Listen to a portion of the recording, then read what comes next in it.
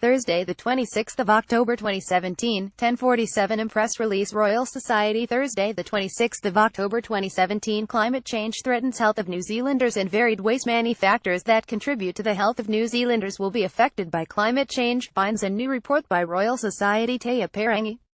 Direct effects of climate change such as increased exposure to heat waves and weather events, including flooding and fires, will affect our health, but there will also be indirect effects, such as reduced water safety or challenges to our mental health, says Royal Society Te Aparangi President Professor Richard Bedford. We can reduce these risks by taking action to reduce climate change.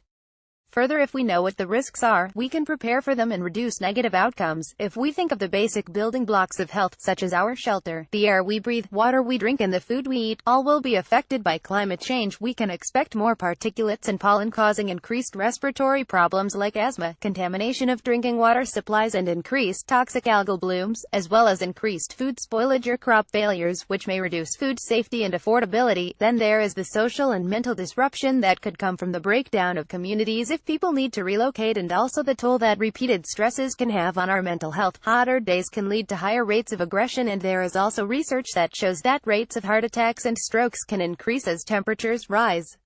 Another public health risk is an increase in infectious disease if disease carriers can spread and better survive in New Zealand with a changing climate. The report, Human Health Impacts of Climate Change for New Zealand, is the third in the series produced by Royal Society Te Aparangi looking at climate change from New Zealand's perspective.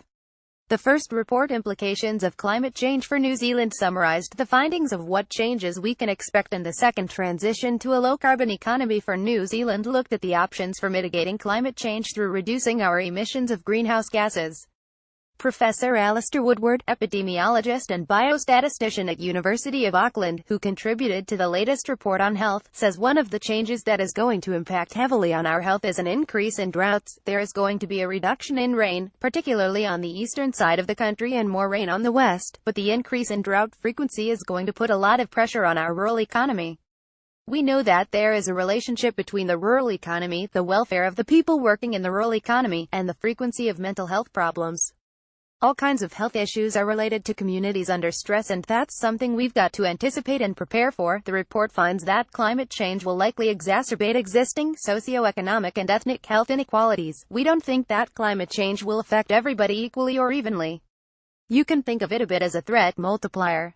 Climate change is going to make life harder for people who are already suffering a bit, but the sooner New Zealand and the global community acts to reduce climate change, the less risk there is of us experiencing these negative effects on our health. Find a copy of the report and other resources at royalsociety.org.na. Climate change health ends. Copyright Scoop Media.